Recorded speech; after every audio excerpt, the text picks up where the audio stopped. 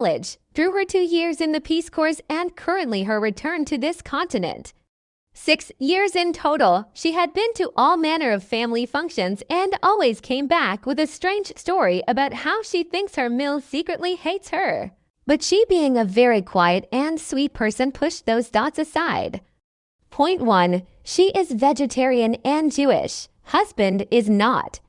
She was invited and went to Christmas dinner and figured she would just eat sides. As well, she brought a vegetarian casserole. Mill, after knowing her for 3 years and being told by husband a few weeks before about not to forget friend doesn't eat meat, proceeded to put meat in every dish. Friend drank water and ate her casserole the whole night while Mill cried to everyone that friend was so rude for not eating her cooking. Anyway, back to the story. A few friends and I were asked to be in the wedding. Friend has a huge family, and so this was not going to be a small affair. Neither of them is particularly religious, but friend said it would be nice to be married under a huppah. Think an arbor but for poles and covered with a white cloth and lots of flowers. Husband said he could care less and told her to go and rent one for the wedding.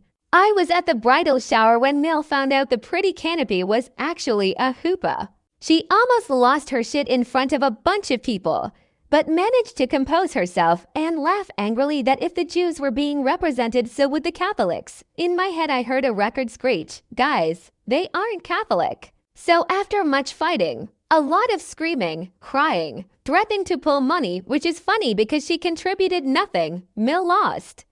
The boot was firmly placed and nothing was moving it. Huppah yes, Catholic priest no. Things got stupid quiet. My friend texts me the night before the wedding that she has a bad feeling. I tell her it's probably just nerves. She is getting married and this is a big deal.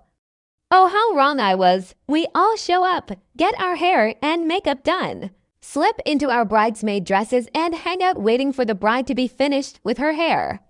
She makes a comment saying she hadn't seen Mill all day and that she skipped her hair and makeup appointment. We all side-eyed each other, took a few sips of wine and hoped the eerie feeling would go away.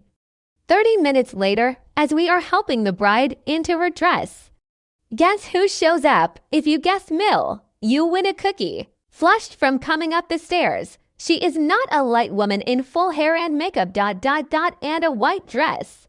Not ivory, not cream, full snow fucking white. The dress was clearly a wedding dress. It was even from David's bridal, which she would later shout at me. Floor-length satin with a sweetheart beaded top, a bit of a train and off-white lace on the bottom. The dress was even tailored to her. This has been a long con she has orchestrated. The bride burst into tears and aunts and friends ushered Mill out. We did our best to console the bride, touched up her makeup, and I made her a promise that the dress would never be seen in a photo. She looked me dead in the eye and nodded. The game was on.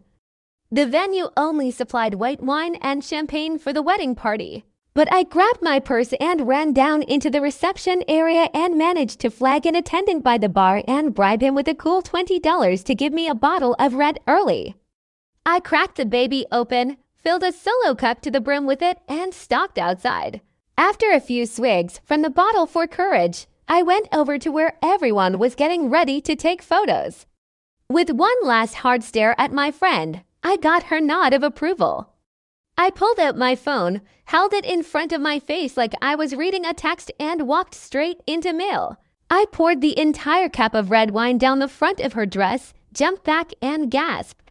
The look on her face was murderous. She screamed, yelled, threatened, and promised she would sue me. People had to hold her back because she wanted to fight me. Eventually, she switched from screaming to sobbing and sank to the ground and threw a tantrum on the floor. Everyone moved back and just let her go at it and walked away to go take photos.